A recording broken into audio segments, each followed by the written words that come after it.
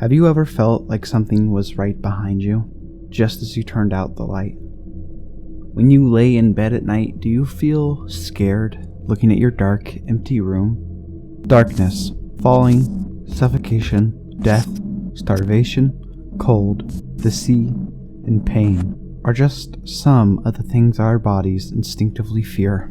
Throughout our family generations, these fears have been passed down to us, hardwired into our brains in order to protect us and make us more aware. But what necessarily are these fears? Where do they come from? And are they even still necessary? Join me as I take a trip behind our bodies' primal fears.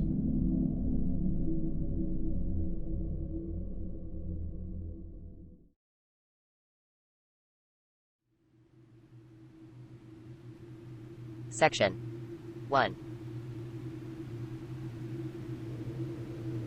Dark. Darker. Get darker.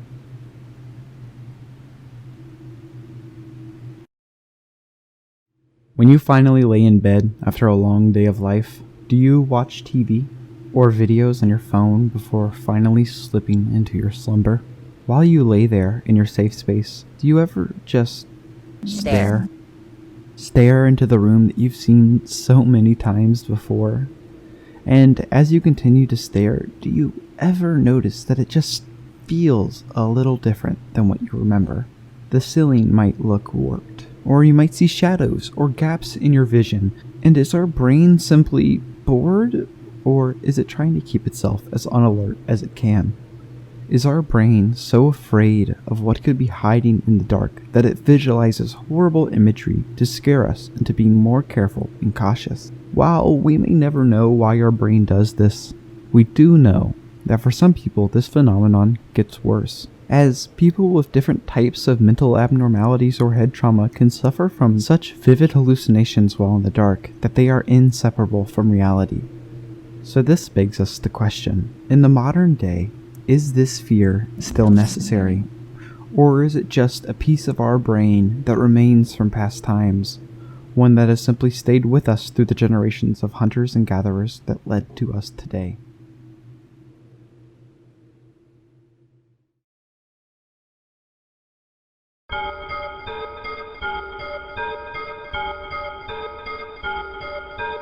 Section 2. Drop. Dead.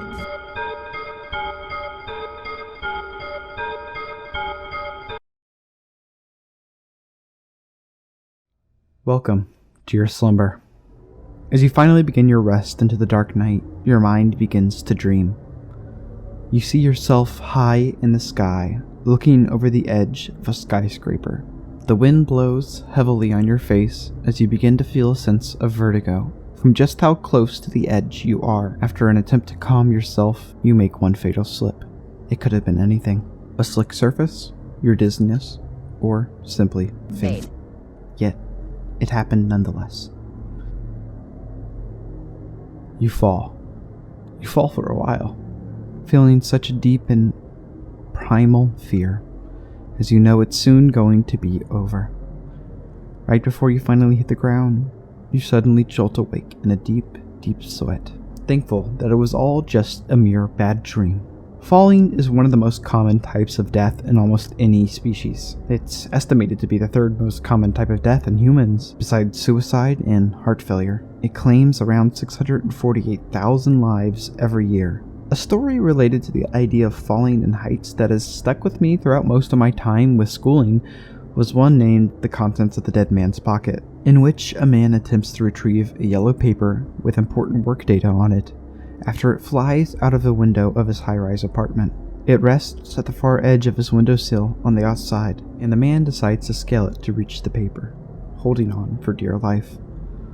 The author vividly describes things such as the wind and how he struggles to keep his tight grip as a sweat and fear settles in. He fears for what he may leave behind if he fails to return back inside safely. All of this was over a simple piece of replaceable paper with arguably meaningless data written on it, the writer does an incredible job of making the reader feel like they're there with the man, seeing the cars pass below, unaware of what could be a tragedy just waiting to happen. A life gone with such dramatic buildup, one that will happen hundreds of thousands of times every year. It could even be happening right now.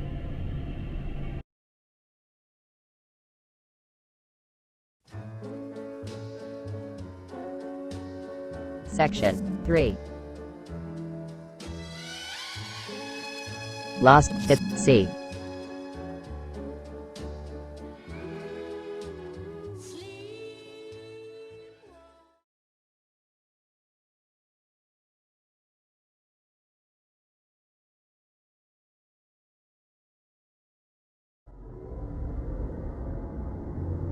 An interesting fact about life that not many know is that we know more about space than we do about our own waters. The ocean is such a hostile environment that we even find the idea of discovering all of the different types of fish an impossibility. And certain species of water animals don't even look like they belong to this world. Seriously, have you ever thought about how alien species such as jellyfish look? Or how some fish look so weird due to just how harsh the environment they are born into are. A simple fact is that humans do not belong in the ocean. Those that try to venture into these depths will simply just die. One incident I'm sure is still relevant in most of our minds is what happened to the OceanGate Titan submersible. But what I want to focus on more than what truly went down with it is the idea that we had during the time that the submarine was simply known as missing. We now know that the submersible had simply collapsed under the intense pressure of such depths due to lack of proper safety protocols. But there was a period of time, just a couple of days, in which we thought that the people inside of the submersible were simply drifting away into the cold, deep depths of the ocean, surrounded by horrifying creatures and noises of things swimming just outside of those metal walls. There was no way they could have even left if they reached the surface, due to the submersible being bolted shut from the outside. They were trapped, and if they really were, then it would have been one of the worst ways you can imagine dying. Something so unbelievably horrific. The ocean truly is one of mankind's greatest enemies.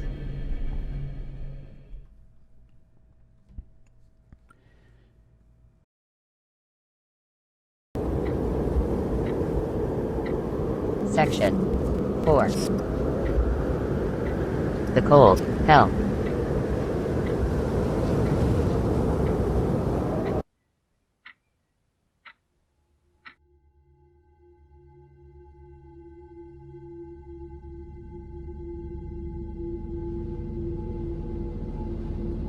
Can you imagine it right now as I speak? Do you feel that freezing cold crawling its way up your spine? Your jaw shakes as you try to join your arms together to create any sort of warmth. The cold is one of mankind's oldest enemies. Winter marked a time of great loss for many early developers, killing off not just people, but our food sources as well. Crops and livestock drop dead in the millions. Humans require many large layers of clothing to even make it bearable. It turns our fields into vast lands of pure white, blinding us as we dare brave the storm. It's isolating and bitter, indifferent to the struggles of those caught within it. Humans become trapped within their homes, relying on each other and saving scraps of food, while those who are stuck outside bear the brunt of Mother Nature's worst. Freezing to death is much worse than what you have as an idea in your head. The first thing that begins to happen is your blood vessels begin to freeze and slow. This halts blood from getting to certain parts of your body, which you can see in severe cases of frostbite. Some are so bad that the victim will simply lose body parts as they completely die off from not having enough blood flow. Another common thing found in those who have died from exposure to the cold is that they are usually completely naked. At some point in the process of freezing to death, our bodies panic, and suddenly we feel as if we are getting rapidly hotter and hotter. This is referred to as paradoxical undressing, where the sufferer begins to strip off their clothes desperately in order to get rid of the heat, unaware that they are simply cementing their fate to the bitter cold.